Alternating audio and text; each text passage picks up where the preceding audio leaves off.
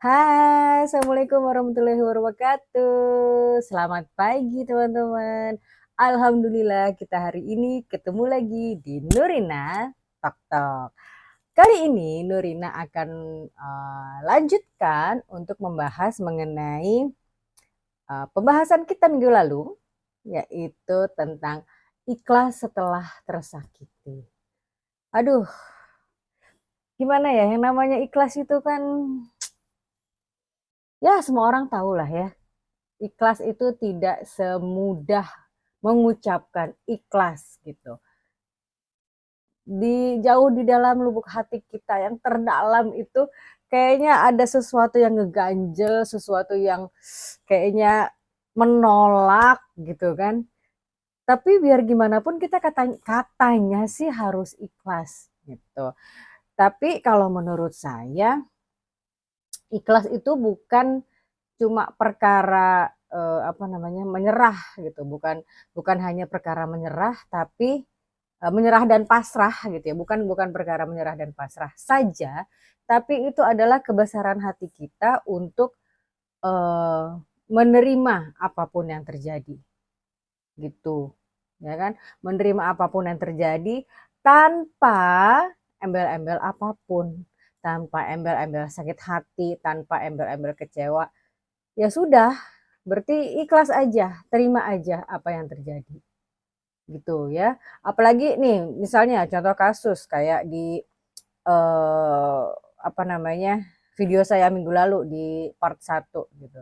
Itu kan tentang seseorang yang sudah apa namanya? Sudah mengenal seseorang yang dia pikir adalah he's the one gitu kan ya, yang menurut harapannya, menurut ekspektasinya, mereka berdua itu bisa apa namanya sangat cocok banget dan bisa mengarungi rumah tangga. Ternyata salah satu dari mereka tidak sama visi dan misinya gitu.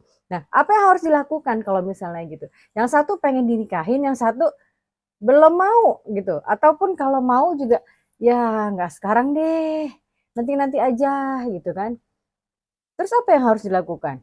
Apakah kita harus menyerah, pasrah? Oh ya udah dia nggak mau, ya deh, gitu? Atau oh, ya udah nanti dia mau nikahin aku nanti tahun depan atau 2 tahun lagi, ya deh. Sambil kita juga nggak tahu apa yang akan terjadi setahun 2 tahun kemudian, ya kan? Itulah makanya yang namanya ikhlas itu harus datang dari dalam hati, ya bukan cuma ngomongnya aja, iya saya ikhlas, nggak gitu. Ya. Nah, sekarang kita akan melanjutkan bagaimana caranya uh, kita bisa ikhlas setelah tersakiti. Ah, ngeri ya. Oke, kalau minggu lalu saya sudah ngomongin 3 tips, 1, 2, 3. Apa aja tipsnya? Coba silakan tonton video saya di minggu lalu. Dan saya akan melanjutkan dengan tips yang keempat. Ya, tips yang keempat yaitu nah ini saya paling suka, yaitu fokus pada diri sendiri. Lakukanlah, ya ini bukan sembarang tips aja ya, tapi ini memang sebuah kegiatan yang dari dulu berhasil, it works for me gitu, berhasil di saya. Setiap kali saya menghadapi keadaan yang mengharuskan saya ikhlas, saya melakukan ini, yaitu berfokus pada diri sendiri. Kalau teman-teman punya kegiatan yang teman-teman suka, whatever it is, apapun itu, lakukan saja.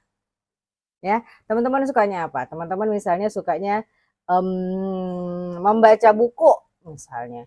Ya udah baca buku aja.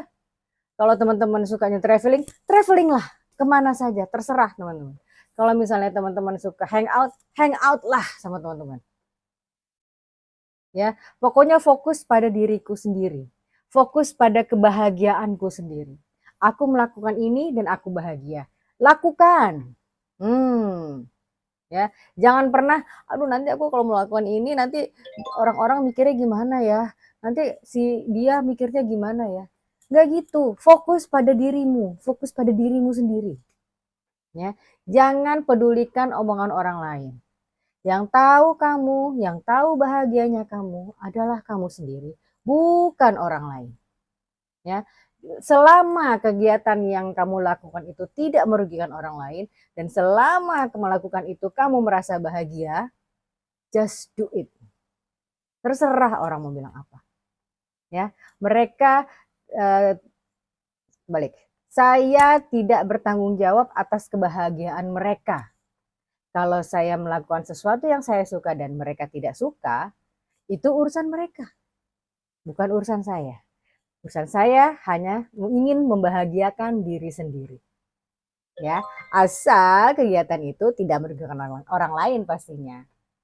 Ya, itu kita harus menyibukkan diri sendiri dengan melakukan kegiatan yang membahagiakan diri kita sendiri tentu saja. Ya. Oke, selanjutnya tips nomor 5 adalah, nah ini agak susah tapi harus dilakukan, yaitu berlatih memaafkan. Ya sih, kalau kita sudah kecewa, sudah sedemikian dikecewakan oleh orang lain, dan kita terpaksa atau dipaksa untuk ikhlas, itu memang tahapannya panjang ya. Salah satunya adalah belajar memaafkan. Dan itu semua orang tahu, itu sulit, sangat sulit. Tapi nggak apa-apa, coba aja. Nanti kalau kamu sudah berhasil memaafkan, insya Allah lega deh hatinya. Ya, saya bacain dulu ya. Salah satu kunci untuk menjadi lebih ikhlas adalah dengan berlatih memaafkan. Meskipun terkadang sulit untuk memaafkan orang lain, terutama yang telah menyakiti kita, tapi memaafkan adalah langkah penting untuk melepaskan beban emosional yang kita rasakan. Ingatlah bahwa memaafkan itu bukan berarti menyetujui tindakan yang dia lakukan kepada kita. Ya, tapi lebih kepada melepaskan dendam dan membebaskan diri dari rasa sakit hati. Nah, kalau yang keempat tadi kita membahagiakan diri kita sendiri, yang kelima ini adalah kita melepaskan dendam. Dendam gak sih sama orang yang menyakiti kita? Yang jelas-jelas menyakiti kita, dan mau nggak mau kita dipaksa untuk ikhlas. Itu memang susah ya, ya. Tapi ya sudahlah, pasrahkan saja, lepaskan saja. Dengan kamu melepaskan perasaan kecewa dan merasa tersakiti itu, insya Allah otak kamu juga akan menjadi lebih tenang dan lebih waras. Asik. Terus yang keenam adalah temukan damai dalam keikhlasan. Ketika kita berhasil menjadi lebih ikhlas, kita akan merasakan kedamaian dalam diri kita. Keikhlasan membawa kedamaian batin yang membuat kita mampu menghadapi berbagai tantangan hidup dengan lebih tenang dan bijaksana. Jadi, temukanlah damai dalam keikhlasan dan biarkan cahaya hatimu bersinar terang. Nah, ya kan? Gampang ya ngomongnya ya. Coba dilakukan. Agak susah tapi nggak apa-apa, lakukan saja ya. Menjadi lebih ikhlas setelah diperlakukan tidak baik oleh orang lain memang nggak mudah. Tetapi bukan berarti tidak mungkin. Nah itu udah yang saya udah bilang beberapa kali ya. Memang susah tapi tidak berarti tidak mungkin dilakukan. Ya kan?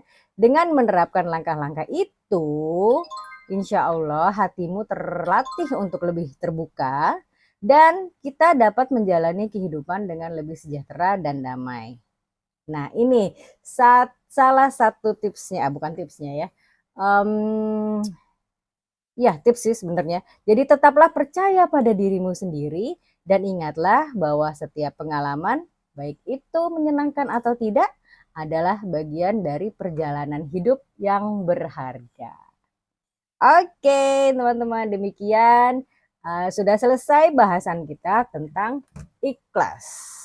Semoga bermanfaat dan insya Allah kita akan bertemu lagi di Nurina Cocok berikutnya. Assalamualaikum warahmatullahi wabarakatuh. Thank you for watching Nurina Talk Talk.